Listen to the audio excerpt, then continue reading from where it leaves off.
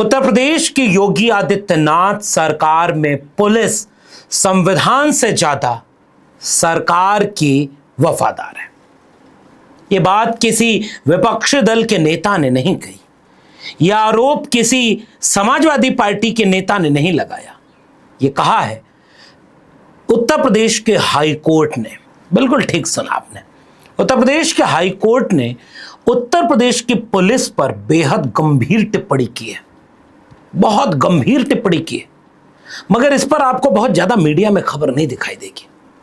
Media में खबर तब आती है जब सरकार आदरणीय मायावती जी की हो या अखिलेश यादव की हो या आरजेडी की हो, कांग्रेस की हो, किसी विपक्षी दल की हो। जब सरकार बीजेपी की हो तो बीजेपी के ऊपर किए गए इतने बड़ी टिप्पणियों पर कोई आपको टीवी शो, कोई आपको बड़ा कार्यक्रम, किसी भी तरह की चीज नहीं मिलेगी। लेकिन यहां हाई कोर्ट सीधे टिप्पणी कर रहा है कि उत्तर प्रदेश पुलिस ऐसा लगता है कि संविधान के वफादार नहीं है, वह सीधे सीधे सरकार की वफादार है। टाइम्स ऑफ इंडिया की रिपोर्ट के मुताबिक इलाहाबाद हाई कोर्ट ने यह टिप्पणी की है कि उत्तर प्रदेश में पुलिस अधिकारी संविधान की अपेक्षा सत्ताधारी दल के प्रति अधिक वफादार प्रतीत होते हैं। न्यायालय ने इस बात पर जोर दिया कि संवैधानिक शासन को व्यक्तिगत सुविधा या स्वार्थ का बंधक नहीं बनाया जा सकता और कहा कि राजतंत्र को सत्ता में मौजूद किसी भी राजनीतिक दल के प्रति नहीं बल्कि कानून और संविधान के प्रति जवाबदेह होता है। कानून के प्रति, सरकार में बैठे किसी राजनीतिक दल के प्रति जवाबदेह पुलिस को नहीं होना होता। यह टिप्पणी कौन कर रहा है? इलाहाबाद हाई कोर्ट कर रहा है। और इलाहाबाद हाई कोर्ट की सख्त टिप्पणी, इसके पहले एक अधिकारी जो बड़े अधिकारी हैं, उत्तर प्रदेश में कई बड़े महकमे संभालते हैं, उनके ऊपर भी ऐसी टिप्पणी की और घोर सख्ती बरती। उनके लिए तो यहां तक कह दिया कि आपको इतनी बड़ी जिम्मेदारी दी कैसे जा सकती है, हम तो डीओपीटी को बोलेंगे, आप उसके लिए ना है ही नहीं। और अब हाई कोर्ट कह रहा है कि आप सरकार के किसी बैठे हुए राजनीतिक दल के प्रति जवाबदेह नहीं हो सकते और पुलिस उनके ऊपर जवाबदेह हो रही है। आगे इसको और गंभीरता से समझिए। अदालत ने इस बात पर जोर दिया कि उत्तर प्रदेश में अधिकारियों के तबादले, उनका ट्रांसफर, प्रमोशन योग्यता आधारित शासन के बजाय राजनीतिक संरक्षण के हिसाब से चल रहा है। वफादार माने जाने वाले अधिकारियों को तरजीह पोस्टिंग शहरी आयुक्त कार्यालय आकर्षक जिले से पुरस्कृत किया जाता है, जबकि स्वतंत्रता पारदर्शिता रखने वालों को दंडात्मक रूप से महत्वहीन कार्यों में स्थानांतरित किया जाता है। यह एक सर्वविदित तथ्य है। अब आप कल्पना करिए कि उत्तर प्रदेश पुलिस के पूरे ढांचे के ऊपर इलाहाबाद हाई कोर्ट सख्त टिप्पणी कर रहा है कि जो अच्छा काम करता है पुलिस वाला, आप उसे खराब पोस्टिंग देते हैं, आप उसे खराब जगह पोस्ट करते हैं, और जो मनचाहा होता है, जो आपके मुताबिक काम करता है, जो आपके हिसाब से चलता है, उसको आप अच्छे जिले देते हैं, बड़ी पोस्टिंग देते हैं। अच्छा, आपको उत्तर प्रदेश की पिछले कुछ घटनाएं अगर याद हो कि मुख्यमंत्री के चहेते लोग ही आसपास दिखेंगे, उसके बाद जो डीएम और एसपी बनाया जाएगा उसमें होड़ मची है कि जैसे अगर मुख्यमंत्री को हिंदू मुसलमान वाला नैरेटिव पसंद है तो ऐसा काम क्यों न कर दिया जाए जिसमें हिंदू मुसलमान चल जाए। और नए नए अधिकारी, चाहे वो डीएम हो चाहे वो एसपी हो, जब जब उन्हें मौका मिला, आप संभल से लेकर के बाराबंकी तक चले जाइए, कई जिलों में ऐसे वाकये मिले हैं जहां पर यह पता चला है कि वर्दी का इस्तेमाल मुख्यमंत्री को खुश करने में किया जा रहा है। और इसलिए उत्तर प्रदेश में कई अधिकारियों पर गंभीर आरोप भी लगाए गए हैं। क्या हाई कोर्ट की टिप्पणी के बाद उत्तर प्रदेश सरकार कहीं से भी आपको शर्मिंदगी महसूस करती हुई दिखेगी कि उसकी गलत तरीके की इस प्रक्रिया पर टिप्पणी हाईकोर्ट ने की है? और क्या कहा है हाईकोर्ट ने, इसे भी देखिए।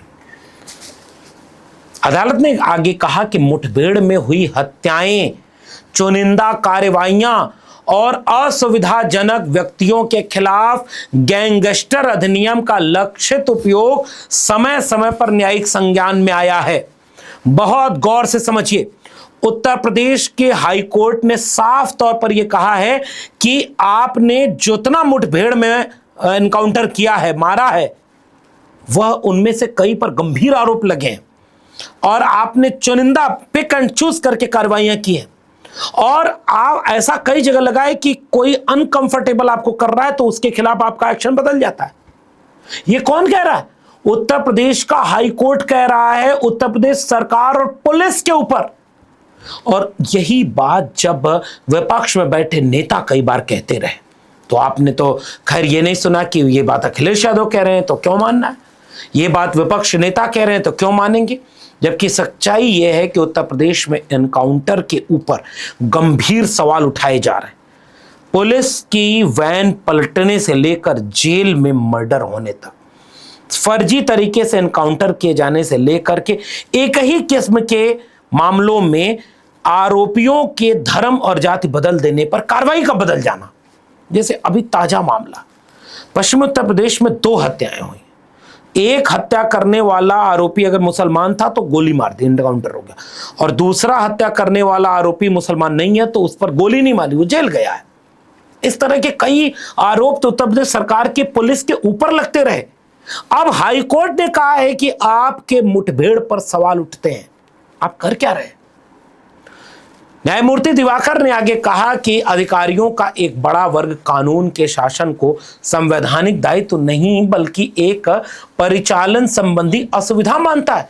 उचित प्रक्रिया के बिना गिरफ्तारियां की जाती हैं। गौर से सुनिएगा, उचित प्रक्रिया के बिना गिरफ्तारियां की जाती हैं। कई बार एफआईआर गलत इरादों से दर्ज या दबा दी जाती है और निवारक हिरासत प्रावधानों को मनमाने ढंग से अधिकारियों की सनक पर इस्तेमाल किया जाता है। दंड प्रक्रिया संहिता और अब भारतीय नागरिक सुरक्षा संहिता के तहत प्रक्रियात्मक सुरक्षा उपायों को नियमित रूप से नजरअंदाज किया जाता है। न्यायिक आदेशों का औपचारिक रूप से पालन किया जाता है, लेकिन सार में वे विफल हो जाते हैं। अब आप कल्पना करिए कि उत्तर प्रदेश के हाई कोर्ट ने उत्तर प्रदेश के पुलिस के रवैये पर कितनी गंभीर टिप्पणी की। क्या आप क्या क्या कर रहे हैं?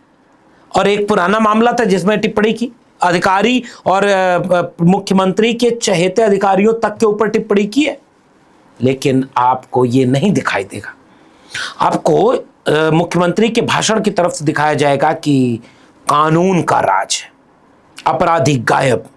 उत्तर प्रदेश में या तो अपराधी जेल में है या उत्तर प्रदेश छोड़कर भाग गया है, जबकि उत्तर प्रदेश अपराध में कितना आगे है यह बात उत्तर प्रदेश में रहने वाले हर एक नागरिक को पता है।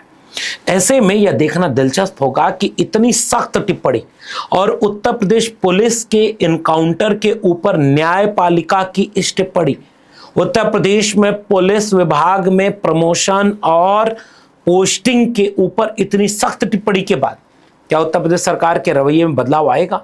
क्या वो अपनी गलती मानेंगे?